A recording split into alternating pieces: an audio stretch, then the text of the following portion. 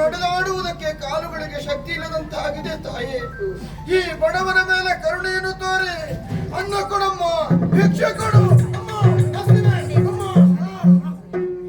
ಮರುಗಿ ಬೇಡಿದ ಪೀಡಿತ ನಮದನ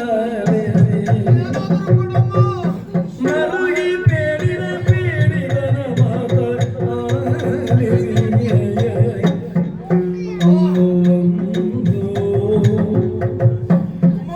ಹೆಚ್ಚು ಕರುಣೆಯುಂಟ ನೀಡಿದಳು ಪ್ರಸಾದ ಹೆಚ್ಚು ಕರುಣೆಯುಂಟಾಗಲು ನೀಡಿದಳು ಪ್ರಸಾದ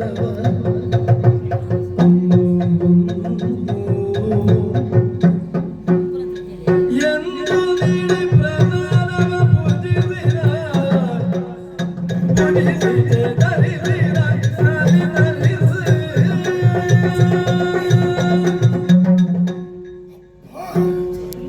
ಶರೀರಕ್ಕೆ ಯಾವುದೋ ಒಂದು ರೀತಿಯ ಚೈತನ್ಯ ಮೂಡಿದ ಅನುಭವ. ಇನ್ನು ಮುಂದಕ್ಕೆ ಎದ್ದು ನಡೆದಾಡಬಲ್ಲ ಎನ್ನುವಂತಹ ಧೈರ್ಯ ಮನಸ್ಸಿಗಾಗುತ್ತಾ ಇದೆ. ಪ್ರಾಣೋತ್ಕ್ರಮಣ ಸ್ಥಿತಿಯಲ್ಲಿರುವಂತಹ ನನಗೆ ಕೈಯಲ್ಲಿರುವಂತಹ ಪ್ರಸಾದವನ್ನು ನೀಡುವ ಮೂಲಕ ನನ್ನ ಪ್ರಾಣವನ್ನು ಉಳಿಸಿದವರು ತಾವು. ನಿಮ್ಮಿಂದಾಗಿ ನನ್ನ ಪ್ರಾಣ ಉಳಿಯಿತಮ್ಮ. ನಿಮಗೆ ಬಂದಿರುವಂತಹ ಸಕಲ ಕಷ್ಟಗಳನ್ನು ಆ ಭಗವಂತ ನಿವಾರಣೆಗೊಳಿಸಲಿ ಎನ್ನುವ ಹಾಗೆ ಸ್ವಾಮಿಯಲ್ಲಿ ನಾನು ಪ್ರಾರ್ಥಿಸ್ತಾ ಇದ್ದೇನೆ. ಮುಂದುವರಿಯುವುದಕ್ಕೆ ಅಪ್ಪಣೆ ಕೊಡಬೇಕಮ್ಮ. ತಡೆಯಪ್ಪ, ಯಾಕೆ? ನಾನಿದ್ದಂತ ಪ್ರಸಾದದಿಂದ ನೀನು ಚೇತರಿಸಿಕೊಂಡೇ ಇದ್ದಾನೆ. ಚಂದ್ರನಾಥ ಸ್ವಾಮಿ ನಿನ್ನ ಮೇಲೆ ಕರುಣೆ ಇರಿಸಿದ್ದಾರೆ ತಾಯಿ. ಹೌದಮ್ಮ. ಕೇವಲ ಪ್ರಸಾದದಿಂದ ಹೊಟ್ಟೆ ತುಂಬುವುದಿಲ್ಲ ತಾನೆ. ದಾರಿ ಮಧ್ಯದಲ್ಲಿ ಅನ್ನ ಕೊಡಿ ಅಂತ ಕೇಳಿದಾಗ ಇಲ್ಲಿಂದ ಕೊಡಬೇಕು ಹೇಳು. ಸರಿ. ಇನ್ನಲ್ಲೊಂದು ಮಾತು. ಏನು? ಇಲ್ಲಿ ಹತ್ತಿರ ನಿಲ್ಯಾಡಿ ಬೀಳಿದೆ. ಅಲ್ಲಿವರೆಗೆ ಬಂದೇ ಇದ್ದಾರೆ. ಹೊಟ್ಟೆ ತುಂಬಾ ಅನ್ನ ಬಡಿಸಿ ಬರ್ತೀಯಾ? ಮನೆಯೊಳಗೆ ಬಂದ್ರೆ ಹೊಟ್ಟೆ ತುಂಬಾ ಊಟ ಕೊಡ್ತೀರಾ?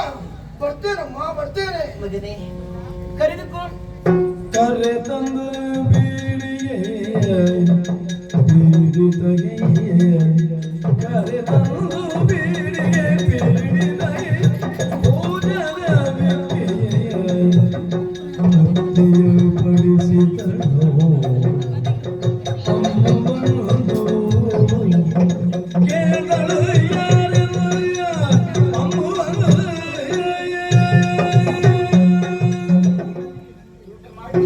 ಹೊಟ್ಟೆ ತುಂಬಾ ಊಟ ಮಾಡಿದ ತಾಯಿ.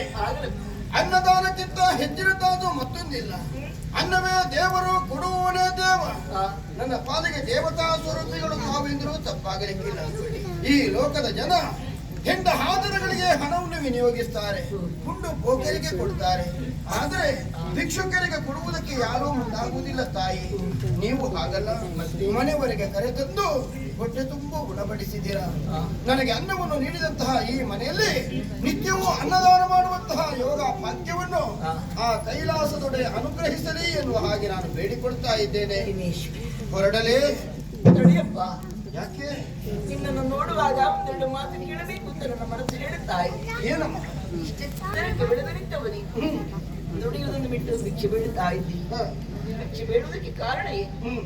ಎಲ್ಲಿಂದ ಇಲ್ಲಿವರೆಗೆ ನೀನು ಬಂದಿ? ನಿನ್ನ ತಂದೆ ತಾಯಿ ಯಾರು ಎಲ್ಲವನ್ನೂ ಹೇಳವೇ ನನ್ನಲ್ಲಿ. ಬಡವನಾದಂತಹ ನನ್ನ ಪರಿಚಯ ಬೇಕೇನಮ್ಮ? ಬೆಟ್ಟದ ಮೇಲೆ ಇರುತ್ತಿದ್ದೆ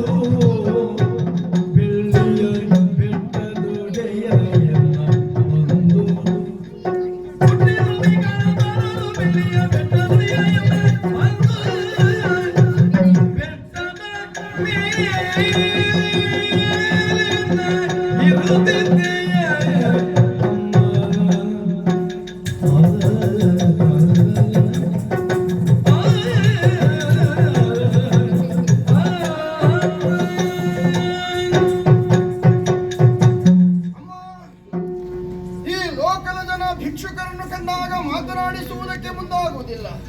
ಯಾಕಂದ್ರೆ ಯಾಕೆ? ತನ್ನಲ್ಲಿದ್ದುದನ್ನು ಕೊಡಬೇಕಾಗ್ತದೆ ಎನ್ನುವಂತಹ ಭಯ ಅವರಿಗೆ. ನೀವು ಹಾಗಲ್ಲ, ಸಿಗುವುದೆಲ್ಲ ಭಗವತ್ ಪ್ರಸಾದ, ಕೊಡುವುದೆಲ್ಲ ಭಗವದರ್ಪಣ ಎನ್ನುವಂತಹ ವಿಶಾಲ ಮನೋಭಾವನೆಯುಳ್ಳವರು. ಹಾಗಾಗಿ ಮನವರೆಗೆ ಕರೆದಂತಹ ತಾವು ಬಡವನಾದಂತಹ ನನ್ನ ಪರಿಚಯ ಕೇಳ್ತೀರೇ ನಮ್ಮ. ನಿಜ. ನಾನು ಇಲ್ಲಿಯವನಲ್ಲ ತಾಯಿ, ಮತ್ತೆ ಈ ಊರಿಗಿಂತಲೇ ಎತ್ತರ ಪ್ರದೇಶದಲ್ಲಿ ನಾನು ವಾಸವಾಗಿದ್ದವ. ಎತ್ತರವಾದ ಪ್ರದೇಶ ಹೌದು, ಕೈಲಾಸ ತಾನೆ. ಯಾವ ಕೈಲಾಸವೋ ಇನ್ಯಾವ ವೈಕುಂಠವೋ ಬಡವನಾದಂತಹ ನನ್ನಂಥವನಿಗೆ ತಿಳಿಯುವುದಕ್ಕೆ ಎಲ್ಲಿ ಸಾಧ್ಯತೆ ಹೇಳಿ. ಈ ಊರಿಗಿಂತ ಎತ್ತರವಾದಂತಹ ಪ್ರದೇಶ, ಅದುವೇ ಘಟ್ಟದ ಸೀಮೆ, ಅಲ್ಲೇ ನಾನಿದ್ದವ. ಹೌದೇ? ಹೌದು. ನಿನ್ನ ತಂದೆ ತಾಯಿ ನನ್ನ ಜನ್ಮಕ್ಕೆ ಕಾರಣವಾದಂತಹ ತಂದೆಯನ್ನು ಹಡೆದಂತಹ ತಾಯಿಯ ಮುಖವನ್ನು ನಾನು ನೋಡಿದವನಲ್ಲ ತಾಯೇ. ಹಾಗೆ ಅಂತ ಅನಾಥ ಪ್ರಜ್ಞೆ ನನ್ನನ್ನು ಕಾಡಿದ್ದಲ್ಲ. ಯಾಕೆ ಗೊತ್ತೇ? ಯಾಕೆ? ನನ್ನ ತಂದೆ ತಾಯಿ ಬಂಧು ಬಳಗ ಸರ್ವಸ್ವವು ಆ ಕೈಲಾಸದೊಡೆ ಪರಮೇಶ್ವರನೇ ಎನ್ನುವ ಹಾಗೆ ತಿಳಿದು ಇಷ್ಟು ಕಾಲ ಸುಖವಾಗಿ ಬದುಕಿದೆ ನಮ್ಮ. ಇಷ್ಟರವರೆಗೆ ಯಾರ ಆಶ್ರಯದಲ್ಲಿ ಬೆಳೆದಿದೆ? ನನಗೆ ಆಶ್ರಯ ಕೊಡುವವರು ಘಟ್ಟದ ಮೇಲಿರುವ ಸಿರಿವಂತರ ಹೊಟ್ಟೆಯ ಪಾಲಿಗೆ ದುಡಿದೆ, ಹೊಟ್ಟೆಯ ಪಾಲಿಗೆ ದುಡಿದೆ, ದುಡಿದೆ, ದುಡಿದೆ, ದುಡಿದೆ.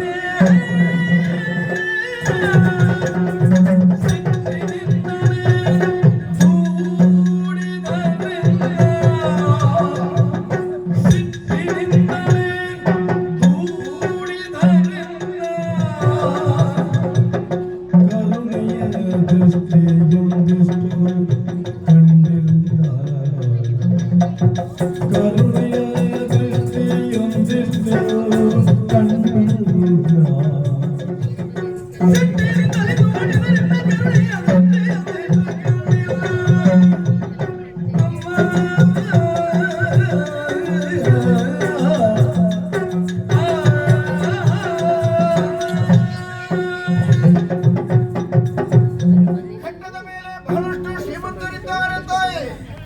ಒಬ್ಬ ಧನಿಕರ ಮನೆಯನ್ನು ಆಶ್ರಯಿಸಿ ರಾತ್ರಿ ಹಗಲೆನ್ನದೆ ಬೆವರು ಸುರಿಸಿ ನಾನು ದುಡಿಯುವುದಕ್ಕೆ ಮುಂದಾದೆ. ಒಳ್ಳೆ ಸ್ವಭಾವ.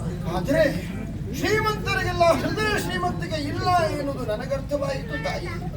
ನಾನೆಷ್ಟೇ ಕಷ್ಟಪಟ್ಟು ದುಡಿದರೂ ಕೂಡ ನನ್ನ ಮೇಲೆ ಕರುಣೆಯನ್ನು ತೋರ್ತಾ ಇರಲಿಲ್ಲ. ಅನ್ನವನ್ನು ನೀಡುತ್ತಾ ಇರಲಿಲ್ಲ, ಉಡುವುದಕ್ಕೆ ಬಟ್ಟೆಯನ್ನು ಕೊಡ್ತಾ ಇರಲಿಲ್ಲ, ವಾಸಯೋಗ್ಯವಾದಂತಹ ಸ್ಥಳವನ್ನು ತೋರಿಸಿಕೊಡ್ತಾ ಇರಲಿಲ್ಲ. ಮಾತು ಮಾತಿಗೂ ನೀನೊಬ್ಬ ಅಯೋಗ್ಯ ಎನ್ನುವ ಹಾಗೆ ಮನ ನೋಯುವಂತಹ ಮಾತುಗಳನ್ನಾಡ್ತಾ ಇದ್ರು ತಾಯಿ.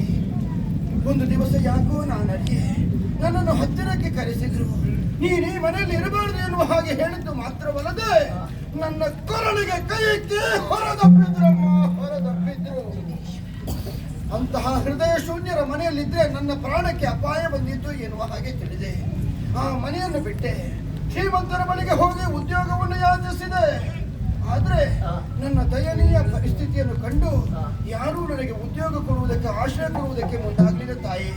ಹಾಗೆಂತ ಹೊಟ್ಟೆ ತುಂಬಿಸಿಕೊಳ್ಳುವುದಕ್ಕಾಗಿ ಭಿಕ್ಷೆ ಬೇಡುವುದೇ ಸರಿ ಎನ್ನುವ ಹಾಗೆ ತೀರ್ಮಾನಿಸಿ ಬೇಡುತ್ತಾ ಬೇಡುತ್ತಾ ಮೇಲಿನಿಂದ ಕೆಳಗಿಳಿದು ಬಂದೆನಮ್ಮ ನಾನು. ಅದೆಲ್ಲ ಸರಿ. ಹ, ಈ ಲೋಕದಲ್ಲಿ ಪ್ರತಿಯೊಬ್ಬರ ಹೌದು. ಹೇಗಪ್ಪ ಹೆಸರು? ತಂದೆ ತಾಯಂದಿರಿಟ್ಟ ಹೆಸರೇನು ನನಗಂತೂ ಗೊತ್ತಿಲ್ಲ. ಹಾಗೆಂತ ಕೂಗಿ ಕರೆಯುವುದಕ್ಕೆ ಹೆಸರಿದೆ ತಾಯಿ. ಘಟ್ಟ ಪ್ರದೇಶದಲ್ಲಿ ನಾನು ಸುತ್ತಾಡುತ್ತಾ ಇರುವಂತಹ ಸಂದರ್ಭ ಬಹುಮಂದಿಗಳು ನನ್ನನ್ನು ವಿಚಾರಿಸಿದ್ರು. ಯಾಕಪ್ಪ ಈ ರೀತಿ ತಿರುಗಾಡ್ತಾ ಇದ್ದಿ, ಯಾಕೆ ಶ್ರೀಮಂತರ ಮನೆಯಲ್ಲಿ ಉದ್ಯೋಗದಲ್ಲಿ ಇಲ್ಲವೇನಪ್ಪ ಎನ್ನುವ ಹಾಗೆ. ಅಲ್ಲಿಂದ ಕೆಳಗಿಳಿದು ಬರುವಂತಹ ಸಂದರ್ಭ ಇಲ್ಲಿಯೂ ಬಹುಮಂದಿಗಳು ಪ್ರಶ್ನಿಸಿದ್ರು. ಯಾವ ರಾಯಿತಣ್ಣ, ನಿನ್ನ ತಂದೆ ತಾಯಿಗಳು ಯಾರಣ್ಣ ಅಂತ ಎನ್ನುವ ಹಾಗೆ. ಹಾಗೆಂತ ಕರೆಯುವುದಕ್ಕೊಂದು ಹೆಸರು ಬೇಕು ತಾನೆ. ಅಲ್ಲಿ ನನ್ನನ್ನು ಅಪ್ಪ ಅಂತ ಕರೆದ್ರು, ಇಲ್ಲಿ ನನ್ನನ್ನು ಅಣ್ಣ ಅಂತ ಕರೆದ್ರು. ಆ ಅಪ್ಪನಿಗೆ ಈ ಅಣ್ಣನ ಜೊತೆ ಸೇರಿಸಿದೆ ತಾಯಿ. ಅಣ್ಣಪ್ಪ ಅಣ್ಣಪ್ಪ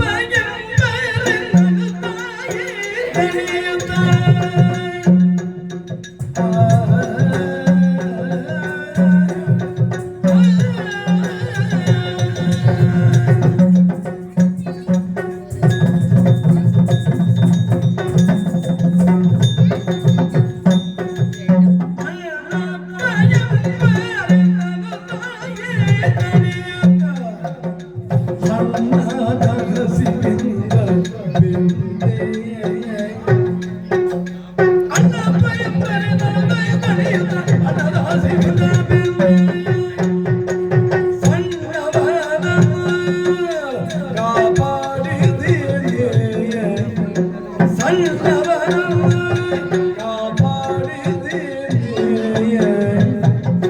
ನೀಡನ ಗೆಣಿಸಿದಾಶ್ರಯವನ್ನು ನೀಡನ ಗೆಣಿಸಿದಾಶ್ರಯವನ್ನು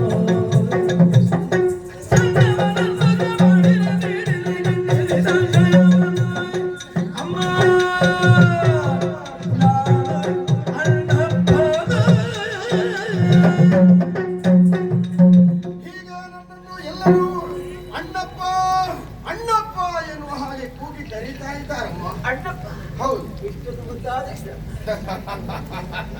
ಹೆಸರೇನು ಮುದ್ದಾಗಿದೆ ತಾಯಿ. ನಾನು ಹಸಿವಿನಿಂದ ಕಂಗೆಟ್ಟಂತಹ ಸಂದರ್ಭ ನನ್ನನ್ನು ಹತ್ತಿರಕ್ಕೆ ಕರೆದು ಅಣ್ಣಪ್ಪ ಒಂದು ಮುಷ್ಟಿ ಉಣ್ಣಪ್ಪ ಎನ್ನುವ ಹಾಗೆ ಯಾರೂ ಕರೆದು ವಿಚಾರಿಸಿದವರಿಲ್ಲ. ನೀವು ಹಾಗಲ್ಲ, ನನ್ನನ್ನು ಕರೆತಂದು ಮನಸ್ಸಿಗೆ ತೃಪ್ತಿಯಾಗುವಷ್ಟು ಆತಿಥ್ಯವನ್ನು ತಾವು ನೀಡಿದ್ದೀರ. ನಾನು ಮೇಲಿನಿಂದ ಕೆಳಗಡೆ ಬರುವಂತಹ ಸಂದರ್ಭ ಒಂದು ಸಂಕಲ್ಪವನ್ನು ಮಾಡಿದ್ದೇನೆ ತಾಯಿ. ಯಾರಿಗೆ ದಯೆ, ಅನುಕಂಪ, ಕರುಣೆ ಎನ್ನುವಂತಹ ಗುಣಗಳಿವೆಯೋ ಅಂಥವರ ಮನೆಯಲ್ಲಿ ಹಾಳಾಗಿ ದುಡಿಯಬೇಕೆನ್ನುವಂತಹ ಬಯಕೆ. ಬಡವರಾದಂತಹ ನನಗೆ ಈ ಮನೆಯಲ್ಲಿರುವುದಕ್ಕೆ ಒಂದು ಆಶ್ರಯ ಕೊಡ್ತೀರೇನವ್ವ?